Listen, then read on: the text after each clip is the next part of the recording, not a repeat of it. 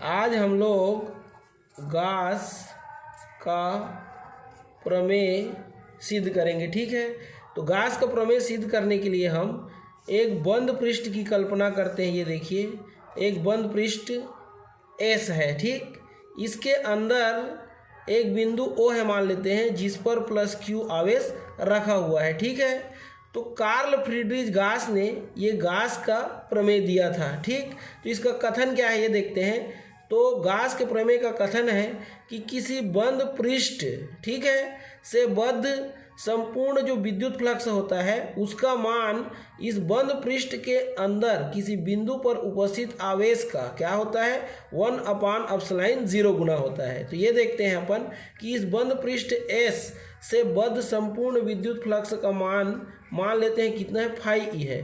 तो ये इस बंद पृष्ठ के अंदर उपस्थित आवेश जो Q है उसका क्या होगा, 1/ε0 गुना होगा ये। ठीक, अब इसको हम लोग कथन के रूप में लिखते हैं। तो लिखेंगे ये गॉस के प्रमेय के अनुसार, ये देखिए, किसी बंद पृष्ठ, ठीक है, किसी बंद पृष्ठ से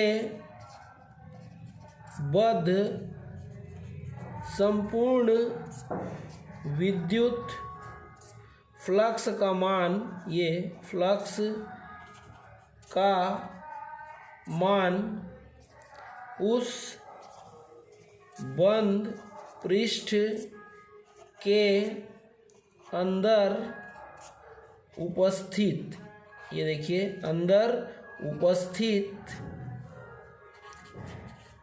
कुल आवेश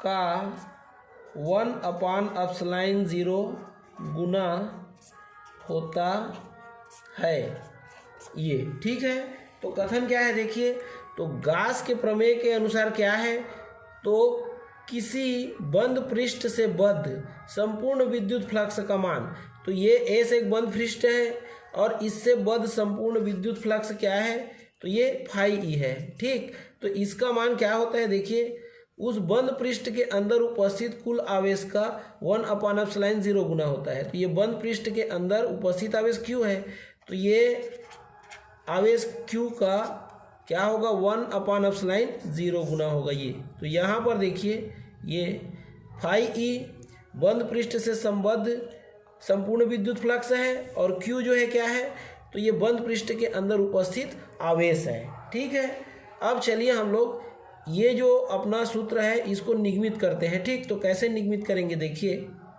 अपन सबसे पहले क्या करेंगे, ये जो बंद पृष्ठ है इसके पृष्ठ पर एक बिंदु ले लेंगे, मान लेते हैं एक बिंदु क्या ले लिए, P ले लिए। ठीक, अब बिंदु O पर उपस्थित प्लस Q आवेश के कारण हम लोग ये बिंदु P पर क्या ज्ञात करेंगे, विद्युत क्षेत्र की तीव्रता। ठीक है, तो मान लेते हैं OP की दूरी कितनी है, R है। ठीक, अब हम देखिए बिंदु O पर उपस्थित प्लस Q आवेश के कारण बिंदु P पर विद्युत क्षेत्र की तीव्रता ज्ञात करने जा रहे हैं। तो लिखेंगे ये बिंदु O पर उपस्थित ये आवेश, ये प्लस Q, ठीक है, के कारण ये बंद पृष्ठ के, है ना, किसी बिंदु, ये के किसी बिंदु P पर क्या, तो विद्युत क्षेत्र की तीव्रता, ये विद्युत क्षेत्र ये की तीव्रता ये। ठीक, तो यहाँ पर विद्युत क्षेत्र की तीव्रता क्या हो जाएगी, तो E बराबर हो जाएगी 1/4πε0 ये इंटू Q अपान हो जाएगा, दूरी R है तो R का स्क्वायर, इसको समीकरण क्या नाम दे देंगे, 1 नाम दे देंगे। ठीक है, अब क्या करेंगे देखिए अपन, अब ये जो अपना बंद पृष्ठ है इस पर हम एक छोटा सा, ये देखिए, ये छोटा सा अल्पांश लेंगे, ये अल्पांश को हम लोग मान लेते हैं क्या, ds। ठीक, तो इसके पहले अपन क्या करेंगे देखिए, ये विद्युत क्षेत्र अपन ज्ञात किए हैं, ये विद्युत क्षेत्र E तो ये विद्युत क्षेत्र की ई की दिशा को अगर देखें, देखिए तो ये ओपी के अनुदिश आगे की ओर होगी। ये देखिए ये विद्युत क्षेत्र की दिशा होगी। तो यहाँ पर हम लिख सकते हैं, क्या लिख सकते हैं, ये विद्युत क्षेत्र ई की दिशा, ठीक है, क्या होगी, तो ये जो ओपी है उसके अनुदिश होगी। ठीक, तो ऐसे लिख सकते हैं ये दिशा को, ये ओपी के अनुदिश ये। ठीक, अब देखिए यहाँ पर आ जाते हैं अपन, हम क्या करेंगे, तो ये जो बंद पृष्ठ है इस पर एक छोटा सा अल्पांश लेते हैं ये। ठीक, कौन सा अल्पांश लेते हैं, ds लेते हैं ये।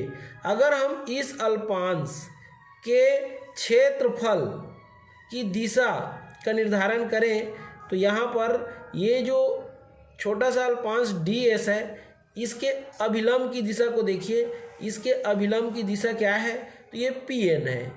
अब इस छोटे से क्षेत्र जो ds है इसके क्षेत्रफल की दिशा को अगर हम देखें तो क्षेत्रफल की दिशा भी क्या होगी, तो ये अभिलंब के अनुदिश होगी। ठीक है, तो ये देखिए ये क्षेत्रफल ds की दिशा भी ये अभिलंब के अनुदिश होगी। अब मान लेते हैं कि विद्युत क्षेत्र की तीव्रता की दिशा और ये जो छोटा सा अल्पांश है इसके क्षेत्रफल की दिशा, ठीक, ये दोनों के बीच बनने वाला कोण कितना हो, थीटा हो। ठीक, तो अब इस स्थिति में देखते हैं कि इस अल्पांश से बद्ध हम लोग किसको देखेंगे, विद्युत फ्लक्स को। ठीक, तो यहाँ पर लिखेंगे ये ds अल्पांश ये से बद्ध ये है ना विद्युत फ्लक्स ये। तो ये ds अल्पांश से बद्ध विद्युत फ्लक्स क्या हो जाएगा, d फाई ई हो जाएगा। ये बराबर क्या होगा, तो बराबर हो जाएगा, ये देखिए ई का स्थिति सदिश, ये ई मतलब विद्युत क्षेत्र की तीव्रता का स्थिति सदिश और डॉट प्रोडक्ट हो जाएगा किसका, तो ये जो अल्पांश का क्षेत्रफल है ds ये इसके स्थिति सदिश का। ठीक है, अब ये d फाई ई बराबर इसके जगह में क्या लिख देंगे, तो इसके जगह में लिख देंगे ई ds और ये कास थीटा लिख देंगे। ठीक है, तो ई ds कास थीटा क्यों लिखे उसको मैं आपको बतला रहा हूँ। देखिए यहाँ पर देखिए दो स्थिति सदिश हैं, ये तीव्रता और कौन सा है, ये अल्पांश का क्षेत्रफल। तो अगर देखिए ये दो स्थिति सदिश के बीच बनने वाला कोण अगर क्या हो, थीटा हो, तो अगर हम इसका कास मान ज्ञात करें तो ये क्या होता है, तो ये होता है ये दोनों जो सदिश हैं है ना उसका कौन सा गुणन, तो अदिश गुणन, और बटे में क्या होता है उसका मापांक ये। तो अब इसका तिर्यक गुणा करेंगे तो क्या हो जाएगा, तो ये देखिए ई ds ये और ये कास थीटा ये बराबर कितना हो जाएगा, तो बराबर हो जाएगा ये इतना ये। ठीक, तो यहाँ से देखिए इसका मान हम लोग, ठीक है, यहाँ पर रखे हुए हैं। ये ई ds कास थीटा कैसे आया, तो ई डी ये ई का स्थिति सदिश और डी का स्थिति सदिश ये इसका ये अदिश गुणन है डांट, तो इसका मान इतना होता है ये, इसलिए हम इसके जगह इसको रखे हैं। ठीक, अब क्या करेंगे, तो अब हम लोग ये समीकरण 1 को देखिए आप, ये समीकरण 1 से, ठीक है, समीकरण ये देखिए समीकरण 1 से हम लोग ई का मान कहाँ पर रखेंगे, तो ई का मान रखेंगे इसमें ये अल्पांश से बद्ध विद्युत फ्लक्स में। ठीक, तो ये क्या हो जाएगा, तो ये हो जाएगा d फाई ई बराबर ई का मान रख दीजिए, तो ई का मान कितना है 1/4 पाई ये एप्सिलॉन नॉट और q अपान कितना है r स्क्वायर ये, और ये ds cos theta as it is रहेगा ये। ठीक, अब क्या करेंगे देखिए, तो अब अपन ये d फाई ई ये बराबर है ना, ये क्या हो जाएगा, तो ये q को ये 4 पाई एप्सिलॉन 0 को या एप्सिलॉन नॉट को एक साथ लिख देंगे और ये ds cos theta upon r square को एक साथ लिख देंगे ये।